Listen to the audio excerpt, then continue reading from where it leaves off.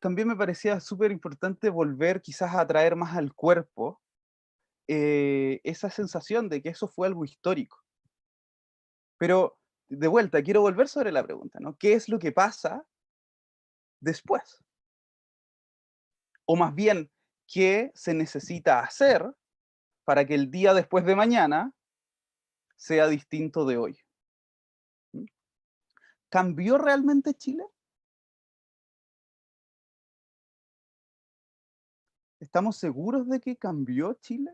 Nos guste o no nos guste, ¿no? Pero, o me pregunto, quizás somos como este punto rojo en esta línea aquí, que está en un movimiento muy, muy movido, que, pero, pero quizás más adelante en realidad el río vuelve a su curso y todas las cosas vuelven a ser como antes porque hay cierto peso de la inercia. ¿Realmente estamos agarrando una senda distinta? ¿De qué dependería eso? ¿Mm?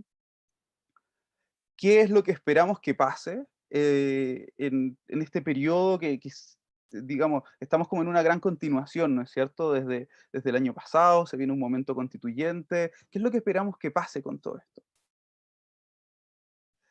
Y me interesa plantear esta pregunta porque quiero poner una alerta sobre la idea de que, en mi opinión, se tiende a pensar mucho en las personas y poco en el sistema. Y la presentación que yo voy a hacer está centrada en el sistema. ¿M? Entonces, ayer también las partes que estuve del seminario, escuché ahí en algunos momentos cuando como felicitación o alegría de ver a alguno de los expositores, espontáneamente, ¿no? Compartían, presidente, o que si va a ir a la constituyente o no va a ir a la constituyente, que presidenta. Y es interesante, ¿no? Y esa es una reacción bien, bien natural, desde luego un halago para las personas que lo reciban, pero siento que también tiene que ver con el que ponemos mucha expectativa de que,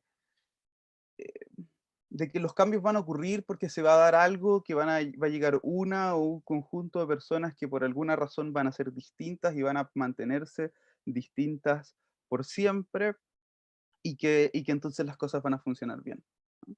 Quizás es porque desde chicos nos acostumbramos mucho a la idea de los superhéroes, o quizás es porque no vemos otro punto de cambio, ¿no? Otra fuente de cambio. Bueno, esta quizá era una mejor foto. Y también siento que se pone mucha atención en las personas cuando eh, estamos en el otro lado, ¿no es cierto? Cuando una parte, tengo que confesar que una parte de mi familia es argentina, y esta frase, que esta es una foto aquí de Chile, ¿no? Pero esta frase fue muy fuerte en Argentina después de la crisis del 2000 y era un eslogan nacional, ¿no? El que se vayan todos. La pregunta es, ¿qué pasa si se van todos y no cambiamos nada más? ¿Realmente va a ser distinto? Como el día después de mañana, y para justificar el haberlos hecho ver ese pedazo de la película, ¿no? El día después de mañana, cuando se hayan ido todos y todas, ¿va a ser distinto? ¿Basta con que cambien las personas y no cambia nada más? Yo creo que no. Creo que las personas, sin lugar a dudas, son muy importantes, ¿ah? Y espero que elijamos bien y con mucha conciencia, pero creo que no es suficiente. Entonces, este es el mensaje central que me gustaría plantear. Y es que la democracia que conocemos tiene fallas de carácter sistémico. Por tanto, si no transformamos el sistema, medidas particulares enfocadas en otras cosas, ya sea quienes están en la política o la ciudadanía o los medios de comunicación o lo que sea, no van a ser suficientes. ¿M? Eh, y pensar cambio sistémico es exigente también. Es exigente para lo que estamos acostumbrados. Entonces, para poder avanzar en esta charla y para poder, yo creo que avanzar en un proceso de un nuevo país, como invita este seminario, se requiere ampliar los esquemas con los que pensamos el futuro.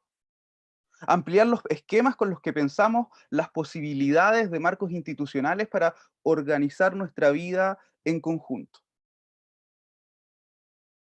Y al punto en que realmente estemos fuera de la famosa zona de confort. Entonces, esta es como una alerta, ¿no? Para lo que se viene. ¿Y por qué? Porque yo creo que tiene que ver también con esto de, eh, de que tenemos todos, me incluyo, una imaginación con ciertos bordes bien limitados, el que nos dificulta hacer cambios de sistema para realmente iniciar un nuevo ciclo. Y en esta foto volví a poner esta imagen de la línea, ¿no es cierto?, que parece que se está moviendo, que parece que va para algún lado distinto, pero al final se estabiliza. Y siento que cuando depositamos tanta fe en una o un conjunto de personas, ¿no? Que van a renovar el sistema. Y hay algunas que o sea, creo que han traído un tremendo aporte en el país en los últimos años, pero cuando ponemos mucha fe en que van a ser solo algunas personas con el mismo sistema, yo creo que estamos perdiendo de vista las fotos que están abajo. Y que sin importar y sin siquiera entrar en un debate de si la persona era bien intencionada o mal intencionada, sin importar de eso, perdemos de vista el concepto de eh, fallas sistémicas. Y entonces una falla sistémica es como lo que una mesa inclinada es para una bolita arriba de una mesa, ¿no? Si la mesa está inclinada así y yo pongo una bolita aquí, la bolita va a tender hacia acá. Algunas bolitas se demorarán más, otras se demorarán menos, pero hay como ciertas fuerzas propias del sistema, ¿no? Y eso necesitamos empezar a tenerlo más presente. No es lo único, pero eso necesitamos empezar a tenerlo más presente. Eh, Porque si no, yo creo que esta es la respuesta, ¿no? Al título de este seminario. Si no pensamos en nuevos sistemas, dudo que se consoliden los cambios que están en una dirección que podamos compartir. Entonces yo voy a poner me gustaría poner sobre la mesa tres fallas sistémicas que son las que creo más importantes. La primera, la tomo prestada de la economía como disciplina. Ahí se habla mucho, ¿no?, de los incentivos perversos. Un incentivo perverso es un incentivo que tiene un resultado que no era el que se buscaba, ¿m? Y que es contrario con los intereses de quienes establecen un incentivo o la medida en particular, ¿no? Y yo creo que mi opinión del sistema que nosotros conocemos como democracia es que está diseñado para la concentración del poder, no para mantenerlo distribuido. Está planteado desde, digamos, la administración del poder, pero a través de la administración del poder, al final el sistema está diseñado para concentrarlo, ¿no? Em, y aquí, dado que me invitaron también me propusieron ser provocador, esta me pareció una pregunta que es suficientemente provocadora y atingente también, ¿no? ¿Es lo que hoy llamamos democracia en realidad una monarquía por concurso? Quizás después podemos volver a eso con un poco más de detenimiento. Ahora, ¿por qué digo que hay incentivos perversos? Bueno, porque ganar las elecciones se ha convertido en un incentivo perverso, ¿no? La política debería ser mucho más que las elecciones, pero ganar las elecciones captura todo o gran parte del esfuerzo, y eso también va asociado con el hecho de que podríamos decir que la política se va vaciando de pensamiento. Los partidos políticos no son como centros donde uno puede ver lineamientos de principios que se reflejan en todas sus decisiones. Y el marketing tiene un rol exorbitante, ¿no? O sea, y cuando en general, aquí estas son algunas frases como de distintos reclamos que, que se escuchan desde distintos sectores, y por eso los puse aquí como entre comillas, ¿no? La idea de que tenemos políticos de mala calidad, ¿no? Eso creo que se puede escuchar por todas partes, ¿eh? Pero la pregunta es, dado el diseño del sistema, ¿deberíamos tener algo distinto? Sí, es cierto. Uno de los supuestos centrales detrás del establecimiento de una democracia representativa a través de las elecciones es que eligiendo se puede llegar a los mejores y las mejores, ¿no? Pero lo que pasa en la práctica es que las personas electas son las personas más elegibles. Y ser la persona más elegible no es lo mismo que ser la mejor representante o la mejor persona para las políticas públicas o lo que sea, ¿no? Entonces, esas son dos cosas que como que se han asumido que están juntas, pero creo que habría que separarlas. Se reclama mucho también sobre el populismo, la demagogia, etcétera. Bueno, a mí me parece que es súper natural, ¿no? Si el sistema induce a ganar elecciones. ¿Qué es lo que se hace para ganar elecciones? Bueno, eh, los argumentos, ¿no es cierto? Mirko estaba hablando recién de la, de la experiencia del senador Lagos Weber, ¿no es cierto? Y cómo tuvo que retrotraer su decisión por apoyos y por el efecto que eso podría tener en futuras elecciones, ¿no? Entonces, aquí lo de las promesas pesa más que otras cosas y tiene que ver con los incentivos del sistema. Los mecanismos de rendición de cuentas del sistema son sumamente débiles. Hay una queja que es súper frecuente, ¿no? Que la gente no se informa. Bueno, existe un concepto en la ciencia política que se llama la ignorancia racional. Ser ignorante, racional, puede ser racional en algunos contextos. Y no es lo mismo que ser tonto o tonta. Por ejemplo, si bien cuando me invitan yo veo partidos de la selección, yo no soy un aficionado al fútbol. Y no entiendo mucho de fútbol, ¿sí? Me acuerdo más o menos cuántos jugadores hay por lado y ese tipo de cosas, ¿no? Eh, y bueno, dado que no me interesa y que prefiero enfocarme en otras cosas, en realidad soy bastante ignorante del fútbol. Soy completamente ignorante de la liga de fútbol y de todo eso. Si quisiese, ¿podría aprenderlo? Sí. ¿Y podría llegar a manejarlo bien? Sí. Pero racionalmente he decidido ser ignorante sobre eso. Bueno, lo mismo nos pasa respecto a otras cosas de lo público. Quizás desde lo inconsciente o desde lo consciente, pero hay algo que puede explicarse con una racionalidad de optar por ser ignorante sobre ciertas cosas. Y yo veo que el sistema en el que estamos, parte de esta primera falla de incentivos perversos, es que induce a la ignorancia racional. Y otras cosas que también, ¿no es cierto?, son bastante evidentes, que los medios tienden a la polémica y la inmediatez, que hay una preponderancia el corto plazo, y que la sociedad en esta dinámica de eleccionitis tiende a la polarización, porque caemos más fuerte en una dinámica de buenos y malos. Y yo creo que si se quiere fundar un país o refundar un país o abrir un nuevo ciclo, como se quiera llamar, necesitamos dar un paso hacia algo distinto.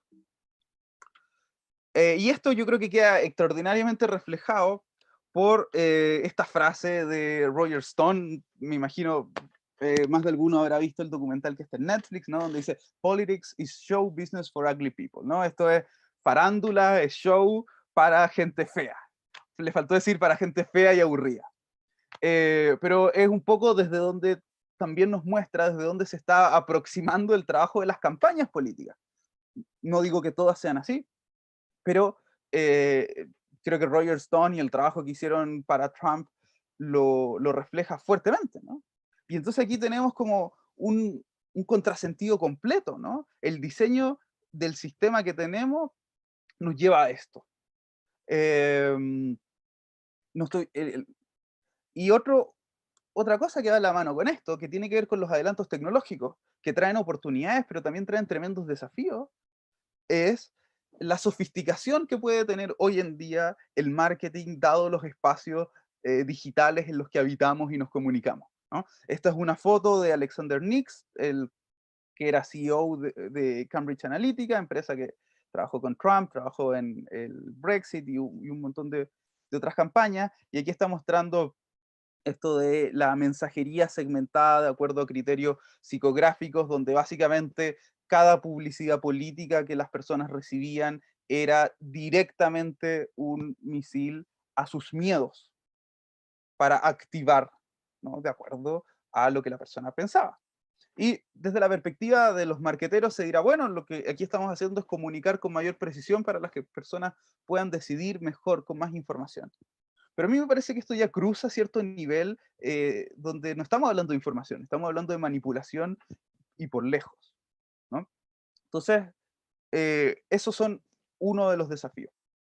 La segunda falla tiene que ver con una rigidez estructural ante la transformación digital, ¿no? Y es sumamente evidente que existe una brecha entre la velocidad a la que las instituciones y la política en particular se adapta con la brecha, con la velocidad a la cual va avanzando la tecnología, va cambiando la cultura y transformándose las otras dimensiones de la vida, ¿no? Y esta brecha hace que la dinámica de funcionamiento del sistema vaya siendo cada vez más incoherente con la vida a la que nos estamos empezando a acostumbrar a vivir en el resto de los espacios, y hace que no se aborden como deberían abordarse tanto las oportunidades para hacer que el sistema sea más representativo, más inteligente, más ágil, ni se abordan los problemas que algunos de estos desarrollos tecnológicos traen. Entonces, necesitamos también un nuevo sistema que se pueda hacer cargo de esto. Pensemos que en el siglo XVIII así era la forma como accedíamos a información. Y así es la forma como hoy accedemos a información. Radicalmente distinto. Estas dos fotos no son tan radicalmente distintas. Es cierto que han cambiado algunas cosas, pero la diferencia es fuerte, ¿no? Eh, y la tecnología, desde luego, siempre ha influido en la forma de organización social. La imprenta y el periódico fueron claves para el surgimiento de lo que llamamos la democracia moderna. La radio y los otros medios de comunicación fueron claves en la ampliación de la base electoral a lo largo del siglo XX, y hoy el siglo XXI tiene un montón de desarrollos, fines del siglo XX y el siglo XXI tiene un montón de desarrollos tecnológicos que yo creo que nos plantean preguntas serias. La respuesta no es evidente, ¿no? Y no se trata de ir hacia ideas simplonas de que ahora con una app, listo, reemplazamos todo. Me parece que no. Pero tenemos nuevas preguntas y necesitamos mirar las oportunidades, los desafíos y los dilemas que se presentan, entendiendo que ahora tenemos nuevas capacidades, tanto a nivel individual como a nivel colectivo. Esas mayores capacidades de procesamiento de información, de transferencia de información, de registro de información, o sea, la inteligencia, la memoria, la comunicación se ven potenciadas con pros y con contras. Entonces, todo esto ha pasado, pero el sistema tiene una rigidez estructural que dificulta su incorporación. Y la tercera falla, que puede parecer evidente, pero hay que ponerlo sobre la mesa también, ¿no? Y es que son los incumbentes quienes definen las reglas y quienes al final del día tienen la llave para transitar hacia nuevos sistemas, ¿no? Y esto es un desafío porque eh, no sé si es que estará incluida entre las 50 leyes que hablan Mirko y, eh, y Mayol, ¿no es cierto? Pero me parece que la primera regla del poder es concentrar poder, ¿no? Como eh, está en todas las películas esta idea, ¿no? De que no es un cachorrito que se quede tranquilito para que uno lo toma, uno no va a pedir, por favor me distribuye poder, ¿no? Esa no es la historia. Y en línea con esto también, y las dos cosas que veíamos antes, en general lo que pasa es que quienes están electos en las posiciones que pueden tomar estas decisiones tienen pocos incentivos para cambiar el sistema. Y por otro lado, sí es cierto que se trata de un desafío complejo y muy delicado que requiere una perspectiva de largo plazo. Ahora, esto no significa que por ser difícil no haya que abordarlo. Todo lo contrario, lo que yo creo, y la razón por la cual he venido trabajando en esto en los últimos 5 años, es porque dado que es muy difícil y dado que es muy delicado, necesitamos estarle prestando atención. Entonces, bueno, ¿por qué es importante? Lo primero es porque a mí me parece que si no cambiamos la forma en cómo se toman decisiones, no vamos a llegar a resultados muy distintos. Y aquí piensen en el ámbito en el que quizás puedan tener más conexión, ¿sí? Educación, salud, medio ambiente, lo que quieran, ¿no? Y yo creo que esta insatisfacción con el funcionamiento actual del sistema respecto a lo que podríamos esperar hoy en el siglo XXI es bastante transversal. desde distintos sectores de la sociedad y de distintas sensibilidades políticas podemos tener distintos miedos de qué es lo que pasa si sale mal, pero, pero, pero también deberíamos todos tener súper claro, todos y todas, de que si queremos resultados distintos, entonces deberíamos prestarle atención a cambiar la forma en cómo estamos tomando esas decisiones.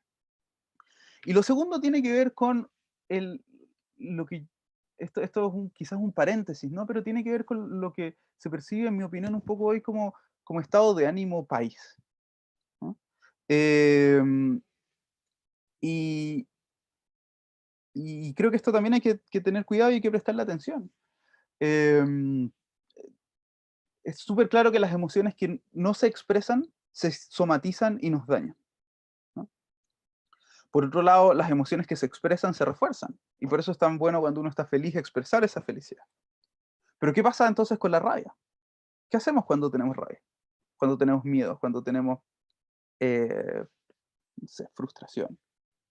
Si nos las guardamos nos va a hacer mal. Y esto no es solo a nivel individual, sino que es a nivel de sociedad. Pero por otro lado, si expresamos la rabia simplemente, y quizás tenemos que tener cuidado de no estarla reforzando y estar pasando a un estado de más rabia aún. A mí a veces me pasa, y quizás a alguno o alguna de ustedes también le ha pasado, que cuando me enojo y de repente me engancho en una discusión, como que me voy sintiendo después más enojado y con más ganas de seguir discutiendo. Em, Creo que aquí la clave es transformar esas emociones. El arte es un camino en el nivel individual, me parece, y en el nivel colectivo es la política. Pero para poder transformarla necesitamos mirar desde perspectivas distintas y poder salir de esta dinámica de polarización. Entonces, ahora me gustaría pasar hacia cuáles son ciertas, a revisar algunas alternativas, ¿no? Que están bien fuera de la caja, pero que deberíamos empezar quizás a revisar con mayor seriedad. Y el encuadre perfecto me parece esta frase de Bucky Fuller, un arquitecto innovador muy destacado que nos dice que nunca vamos a cambiar las cosas luchando contra la realidad que existe. Que si queremos cambiar algo, lo que hay que hacer es construir un nuevo modelo que haga obsoleto lo que hoy existe. Y eso me hace pensar un poco para traerlo a algo muy concreto y muy distinto de lo político y ir poniendo ejemplos que están en otras cosas de la vida. En la historia de los autos eléctricos versus los autos de combustible, ¿no? Eh, y aparece aquí otra cosa, la idea de la innovación incremental versus la innovación disruptiva. Creo que la innovación incremental es importante y las mejoras incrementales también son importantes. Con esto quiero decir que hay muchos ámbitos donde hay que trabajar para mejorar el actual sistema político que tenemos. Y eso es sumamente necesario y es muy valioso. Ahora, eh, así como aquello es importante, también es muy importante dedicarse a la innovación disruptiva, a buscar nuevas alternativas. Al auto eléctrico no se iba a llegar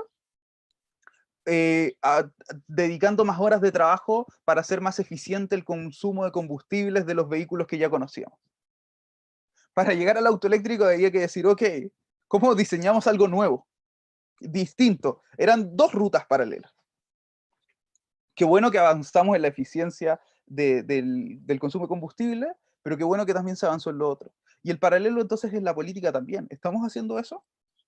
¿Estamos dedicando eh, en una forma balanceada esfuerzos, talentos, recursos, tanto a mejorar aspectos incrementales del sistema que tenemos como a buscar cambios hacia nuevos modelos? Yo creo que no. Y aquí tres alternativas de solución, o quizás no es el mejor nombre, ¿no? Pero tres conceptos, tres semillas para nuevos modelos que creo que abren la discusión. El primero es el concepto de democracia líquida, y aquí, por favor, quienes puedan tener alguna cercanía con la sociología o leer o qué sé yo, y que digan, ah, Bauman, sí, no, como nada que ver, ¿no? Democracia líquida, de hecho, no es el nombre original con el que se llamó a esta propuesta cuando se le creó, pero fue el nombre que fue tomando popularmente. Quizás podríamos pensarla también como una forma de representación 2.0 o una delegación dinámica. Y aquí, entonces, pensemos un punto medio entre la famosa dicotomía entre democracia directa y democracia representativa, ¿no? Que es una dicotomía en la que en general estamos tan anclados, ¿no? Como democracia directa o democracia representativa. Em, y como que de ahí no salimos además, ¿no? Además, como que si no hubiera ninguna otra cosa. Bueno, aquí hay algo que es un punto medio y quiero usar estos monitos para ejemplificarlo.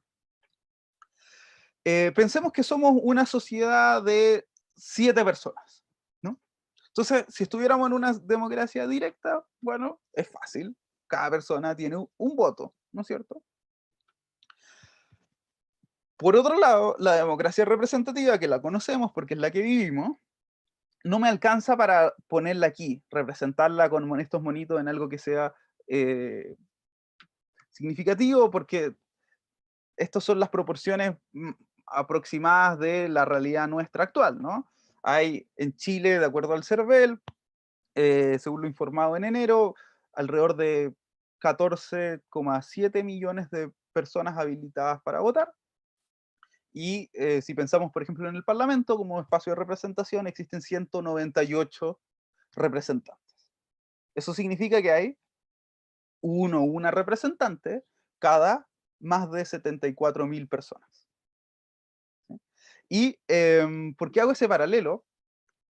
Porque la representación, esta es una idea de Brian Ford, quien es el creador de este concepto hace algunos años atrás y me parece muy lúcida, parece tener como un paralelo con las imágenes digitales, ¿no?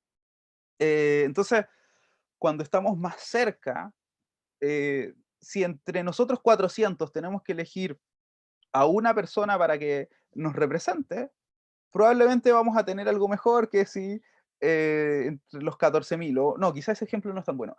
Pongámoslo más directo. Si en un grupo de 10, ¿no es cierto? Es más directo, hay más representación.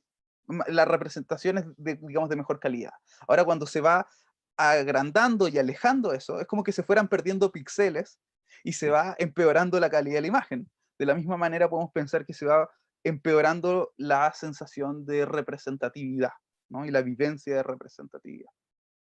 Entonces, volviendo al ejemplo en la sociedad de 7 personas, ¿cómo sería una democracia líquida? Bueno, una democracia líquida es una propuesta donde básicamente podemos elegir distintos representantes para distintos temas o incluso, si en algún tema lo queremos, participar directamente. Y también es importante señalar que esas personas como a quienes les podríamos delegar el voto en algunos ámbitos, no vienen de una lista preestablecida, como hoy, ¿no es cierto? Que elegimos entre un conjunto de alternativas que logran estar en la papeleta, sino que pensémoslo así. Por ejemplo, en esta sociedad hubo un tema para el cual 4 personas quisieron participar directamente y hubo otras 2 que quisieron delegarle quizás a su profesor de la universidad. O alguien le quiso delegar a su mamá, otro le quiso delegar a el periodista famoso que da charlas y que sale en Twitter y etcétera. No sé, podemos tener distintas razones y argumentos para juzgar quién es mejor de que nos represente. ¿Sí? Y aquí aparecen algunas cosas que son interesantes. Entonces, y podríamos pensar distintos modelos, ¿no? Pensemos otro ámbito, la representación se organiza distinto. Entonces, aquí hay un cambio de paradigma. ¿No? No es solo que los monitos y la cosa, hay ciertas cosas profundas, tanto en la parte como más administrativa y de modelo sistémico, incluso tecnológico, como también en la parte más de convivencia cotidiana.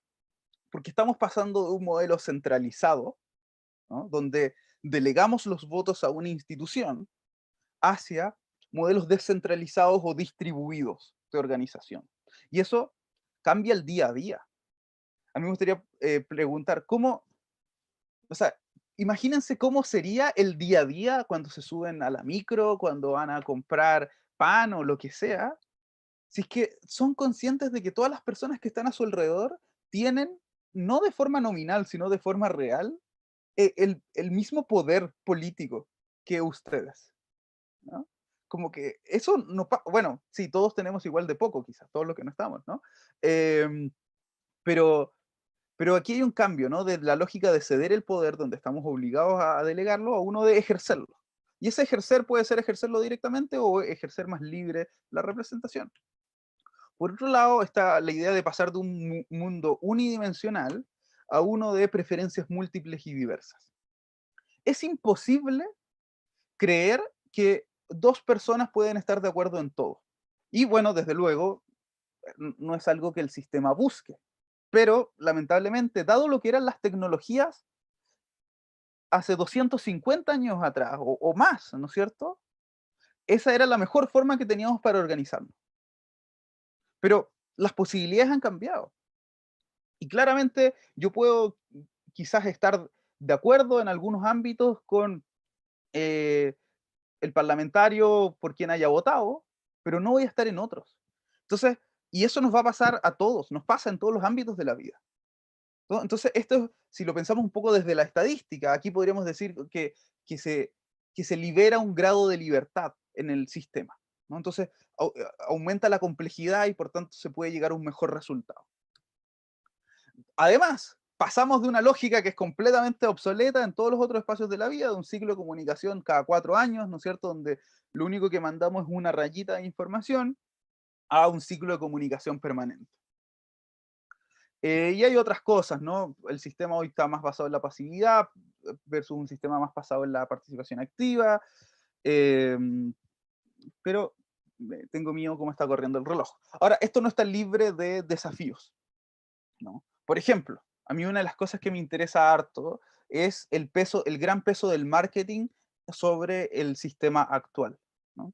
Em, y si esto no se regula bien y no se diseña bien, de todas maneras el peso del marketing podría pasar desde las campañas de personas, como en candidaturas, a un peso desmedido en manipular la opinión a través de marketing en propuestas, ¿no es cierto?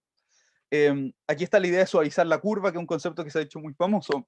Em, También lo tomo prestado de la economía, donde existe este concepto de los pánicos en las bolsas, ¿no es cierto? Aquí habría que tener cuidado de que también, ¿no es cierto? No, como que eh, la posibilidad de delegar el voto y retirarlo tiene hartos beneficios, pero también acciones en el pánico podrían llevar a que tuviésemos políticas que no son las que querríamos tener, entonces hay que tener un poco de cuidado con eso. Un sistema como este igual se tendría que regular bien para que no tenga una concentración de que todos decidimos, por ejemplo, que Darío era la mejor persona a la que delegarle todos los votos y de repente Darío Quiroga se convirtió en el super dictador porque le delegamos todos los votos de todo. Difícil que pase, pero habría que tener esos cuidados. Aparecen algunos desafíos respecto a privacidad versus rendición de cuentas entre representantes y quienes han delegado el voto, y la necesidad, ¿no es cierto?, de sistemas computacionales distribuidos suficientemente robustos. De todas maneras, me parece que esto, que quizás para quienes lo estén escuchando por primera vez pueda sonar loco, en el año 2020 no debería sonar nada loco, es una forma de organizarse un poco más compleja, a la cual le hemos dedicado muy poca atención para hacernos cargo de los desafíos normativos y filosóficos que están detrás. Segunda eh, alternativa, segunda idea a poner sobre la mesa, es la de la representación por sorteo, el azar, ¿ah? Recién estábamos revisando, ¿no es cierto?, que una forma de participar o de llegar a una decisión legítimamente representativa es la participación directa, otra es la elección de representantes, y hay una tercera que salió de la caja de herramientas del sistema político hace muchos años, en el momento del surgimiento de la democracia moderna, esta idea desaparece de la caja de alternativas prácticamente. Sin embargo, fue el pilar fundamental del funcionamiento de la democracia griega. Entonces es muy divertido porque cuando decimos, ah, tenemos la democracia así como tenían los griegos, etcétera, bueno, la verdad es que la mayor parte del funcionamiento de la democracia griega operaba a partir de la selección aleatoria de, o desde luego con el asterisco, ¿no es cierto?, entre aquellas personas a quienes ellos consideraban ciudadanos, ¿sí?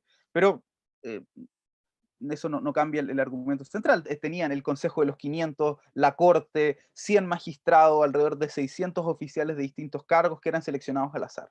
Algunos otros cargos eran seleccionados por elecciones, porque habían algunas lógicas distintas. Esto en Atenas, ¿no es cierto? Porque Esparta era distinto, etc.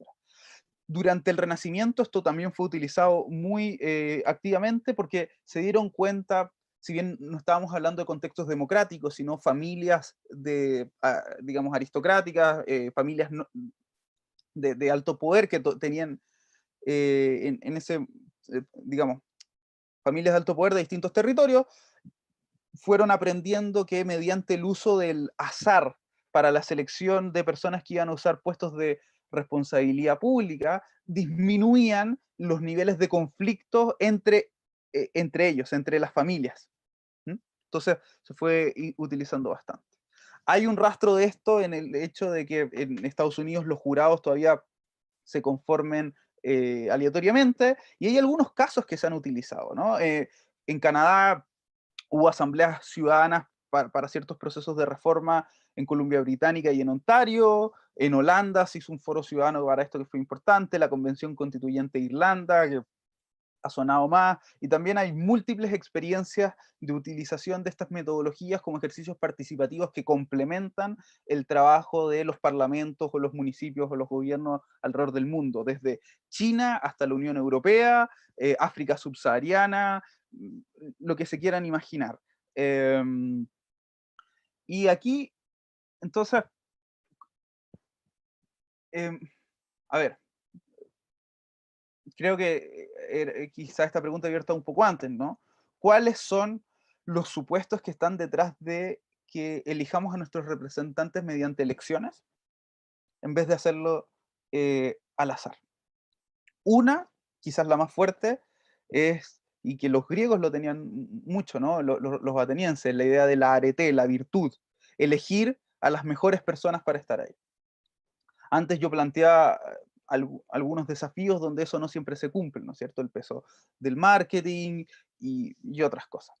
Otra razón tiene que ver con que quienes se proponen para un cargo de representación por elección están súper dispuestos a asumir esta responsabilidad por un tiempo largo.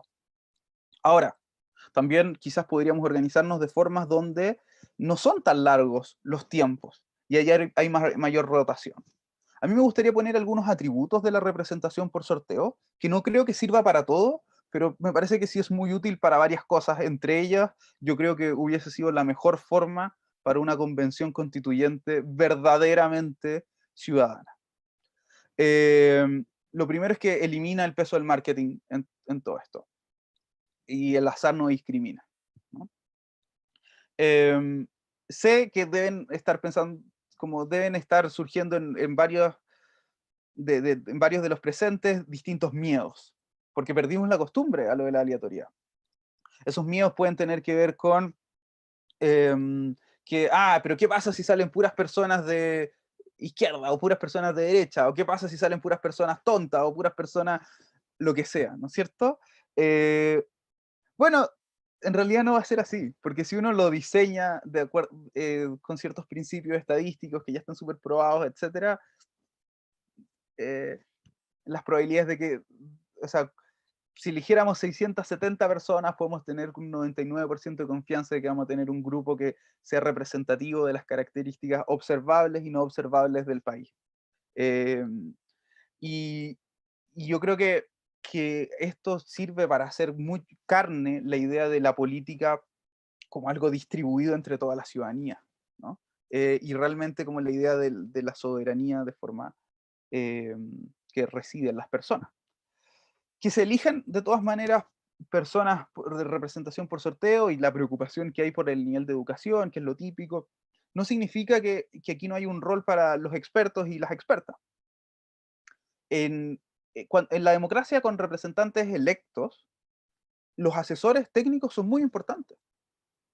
Y las instituciones asesoras también son importantes. La Biblioteca del Congreso, por ejemplo, los centros de pensamiento. Y no debería por qué ser distinto en un sistema de representación aleatorio, ¿no? Y aquí me gustaría desafiarlos también poniendo sobre la mesa la reflexión de que no existe una persona que tenga todos los atributos como él o la representante perfecta. Como que se puede haber estudiado mucho, tener doctorado en economía, doctorado en derecho, en lo que quieran, pero van a faltar cosas.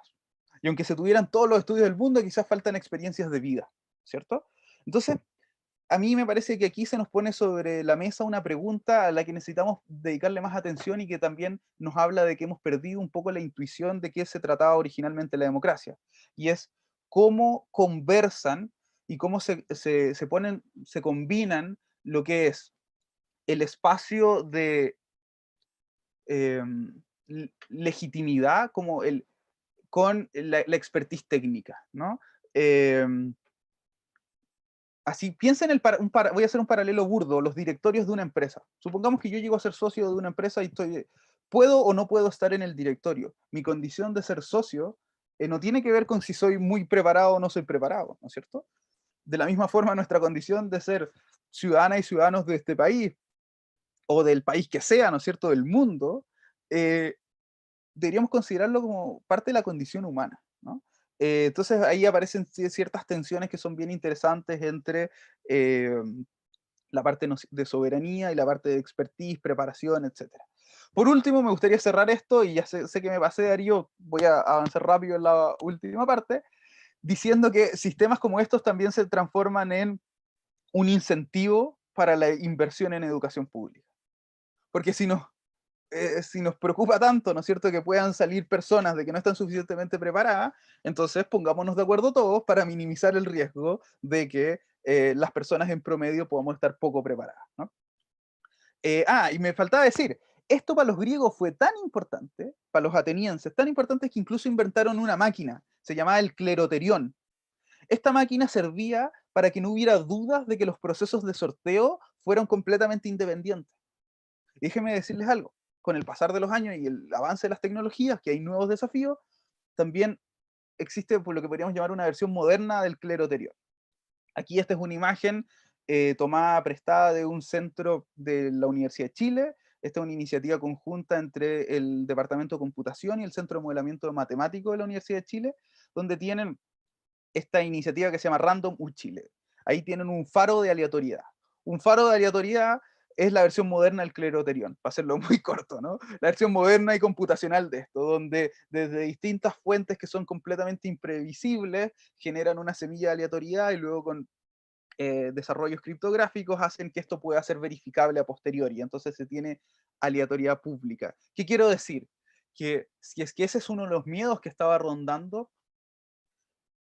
es algo que se puede abordar, ¿no es cierto? Y afortunadamente, y esto tiene otras aplicaciones que van más allá de lo político que han sido muy útiles, pero que para una próxima. Y la tercera idea era la de legislación colectiva. Así como Wikipedia transformó el mundo y desplazó, ¿no es cierto?, hizo obsoleta a la enciclopedia británica, muy en la línea de Bucky Fuller, ¿no es cierto? Si quieres cambiar algo, crea un nuevo modelo que haga obsoleto lo que existe.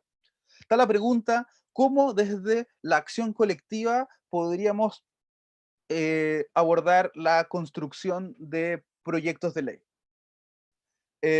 ¿Cómo podríamos aprovechar la acción colectiva y distintas otras herramientas tecnológicas que están sobre la mesa para la coordinación, para el acceso a información, para la elaboración de documentos conjuntos, como personas que no se conocen, que no necesariamente están en un mismo lugar, que no necesariamente tienen el mismo nivel de educación, que no necesariamente están de acuerdo, podrían en conjunto construir un proyecto de ley? Esto, hay que señalar que Chile es hace muchos años el peor país dentro de la OCDE, como para poner una estadística más tradicional, en compromiso cívico. El peor. Y uno de los indicadores que se mide es los espacios de participación que tiene la ciudadanía en la elaboración de regulaciones y leyes. Y esto aquí, ya quizás después en el break, si quieren, podemos volver y profundizar. Hay que mirarlo en distintas etapas del proceso de, digamos, de diagnóstico y formulación de una propuesta de ley, ¿no es cierto? Partiendo desde la problematización, la priorización de esas problemáticas, la generación de alternativas de solución, eh, aquí hay distintos ámbitos, creo que es más complejo que un simple Wikipedia, pero hay más espacio donde se puede trabajar, y creo que esto es muy interesante. Y hay muchas otras cosas de las que podríamos haber hablado, distintos sistemas de votación. Hay estudios súper claritos que nos muestran que el sistema de votación, de elegir un representante, como la forma como votamos por quienes nos representan, no es la mejor para llegar a los mejores resultados. Hay cosas más concretas también, como los principios del gobierno abierto, que buscan hacer que las prácticas de participación ciudadana, transparencia y rendición de cuentas sean realmente significativas y no sean solamente un ticket de cumplimiento burocrático, sino que muevan la aguja. Está el trabajo de la sociocracia, y bueno, hay un montón de cosas. La pregunta central es, si es que con todas estas cosas desde una nueva perspectiva y con una apertura mental, ¿no es cierto?, más allá de lo que estamos acostumbrados, si es que tendría sentido que nos planteemos el desafío de diseñar un nuevo sistema, retomando los aprendizajes que tenemos de lo que ha sido el sistema que actualmente tenemos, pero que nos pusiésemos a diseñar un nuevo sistema. Un nuevo sistema que yo propongo tenga 3 principios que deberíamos buscar maximizar, ¿no es cierto? Que los procesos sean más legítimos, que los resultados sean más inteligentes y que el ritmo de la agenda sea más ágil. Creo que esa es la tarea que está por delante.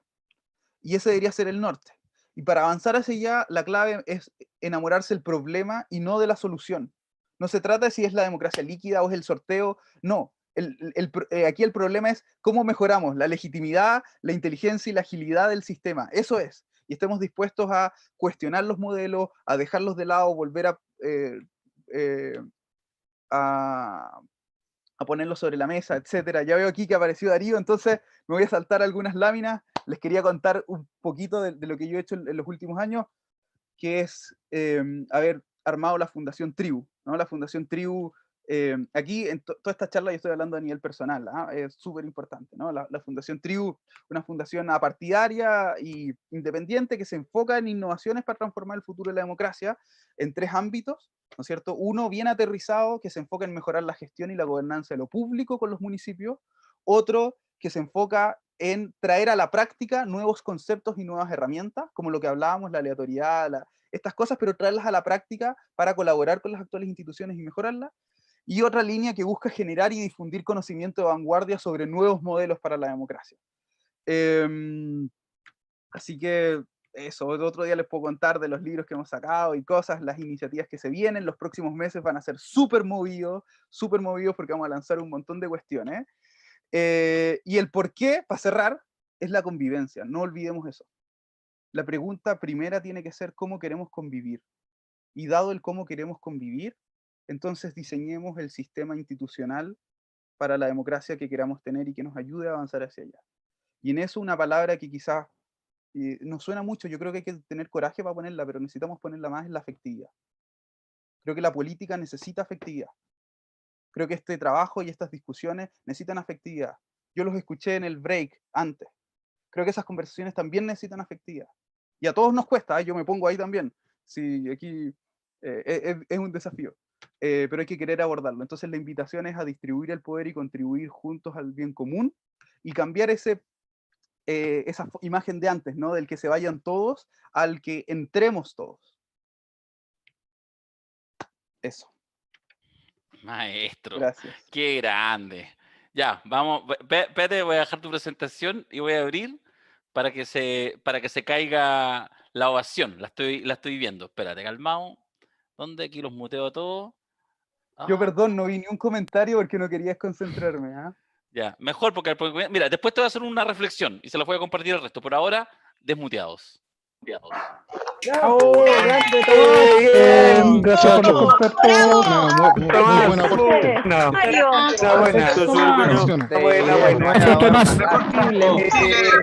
Bien, Tomás. De Tomás, muchas gracias. Gracias. Yo te quiero. Gracias. Gracias, Tomás. Bienvenido a la Cosa Nostra. Atenas, vámonos para Atenas. Oye, Sorteo. Tomás, Tuvo buenísima tu presentación, súper interesante. Yo estaba terminando unas cuestiones y me enganché, pero déjame decir solo una cosa antes de irnos a una pausa cortita, muy cortita, vamos a hacer una de 5 minutos. Solamente déjame decir una cosa de toda esta gente linda que está acá, que son pero peor que el público de Viña. Mira, cuando tú partiste tu exposición, yo veía, porque me dediqué esta vez a mirar los mensajes, y ahí comentaban, como que, ay, ¿y este quién es? Alguno había hecho el chiste, Tomás González, a dar una vuelta, piró, se fueron a comprar cabrita, viene. Y de repente empezaron a cachar, se empezaron a enganchar, y ahora no, todas las gaviotas para Tomás sí, otro no, alargue. Son horrorosos, Por lo menos los que están participando en el chat son muy divertidos. No, genial, Tomás, de verdad, felicitaciones. Puedes desmutearte, muchas gracias por esta provocación. De verdad, muy fuera de la caja y súper interesante para los temas que abordamos, incluyendo tu mensaje final de la afectividad. Mirko. Darío, bueno, yo conozco a Tomás hace años y yo lo considero una persona imprescindible para la conversación de la crisis que estamos teniendo.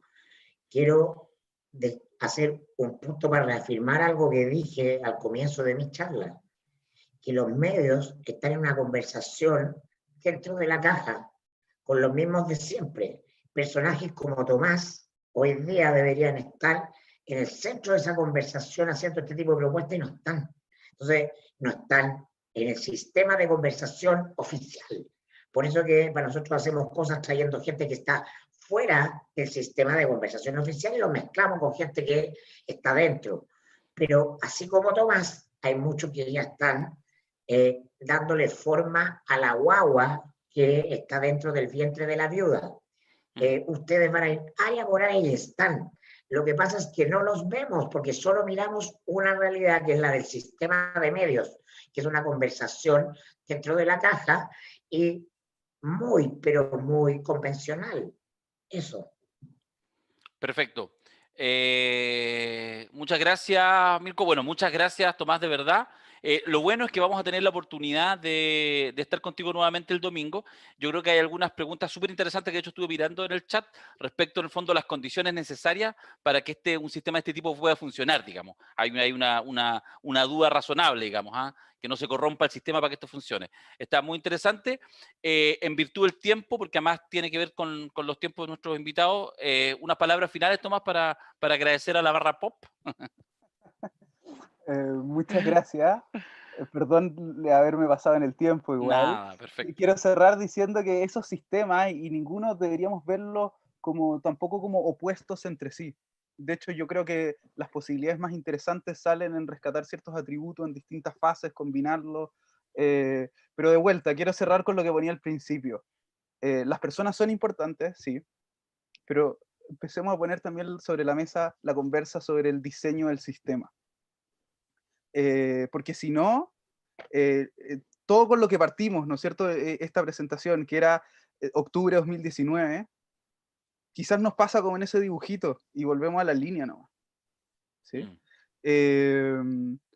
Entonces, eso, y también la invitación a la afectividad, que es una invitación difícil, que no era el centro de mi charla, pero eso. Muchas gracias. Y feliz me quedo ahora todo el resto del seminario. Excelente. Súper bien. Muchas gracias, Tomás. Los voy a desmutear. Son las 8 en punto. Nos vamos a dar solo 5 minutos y a las 8:05 venimos con nuestro siguiente invitado, que está como humorista después de, no sé, de Juan Gabriel en sus mejores tiempos. Una cosa así. Así que vamos a ver con Hernán Larraín a la vuelta y ahora los voy a desmutear porque yo soy súper democrático, aunque Tomás haya dicho lo contrario. Tenéis potencial, cabrón. ¿Y esto? Para que tu sistema tenga relevancia y funcione, hay que destruirlo. Hay que destruirlo. Oye, si no se logra ¿por qué el destruir, sistema que nos pone Tomás Nos faltó el que trató de cabro, Tomás. Oye, que hable Tomás, po. Oye, igual nos diste vuelta al cerebro. Mira que alguien le iba a decir cabro. A seguir la analogía de Tomás, él es Diógenes. No es Sócrates, no es Platón, no es Aristóteles, que son los viejos del modelo y del sistema. Él es Diógenes. Rompe nomás, Tomás. Sigue siendo el perro Diógenes. Igual nos diste vuelta al cerebro. Ya, weón. Epicuro, cualquiera de ellos. Muchas cosas que pensar. Mucho que pensar. Oigan, pucha, yo quería tener un poco más de tiempo para para la interacción, ¿no? Como las preguntas y todo eso. Pero me imagino que el domingo va a servir, así que quedo ansioso y entusiasmado para... Oye, Tomás, ¿podrías decir algo más anda al baño. sobre la empatía? Sobre la importancia de la empatía. No. De discutir con empatía. No, mira, lo que quedó. Mira, lo puedo que decir quedó una cosa claro- que creo fuertemente, ¿ah? Sí, gracioso, sí. Lo que quedó claro, Tomás, es que hay que hacer un seminario contigo, con el tema tuyo. Sí. Súper. Ay, ya. De verdad. Ya. Porque Hay un requete Eso, contra, súper tema.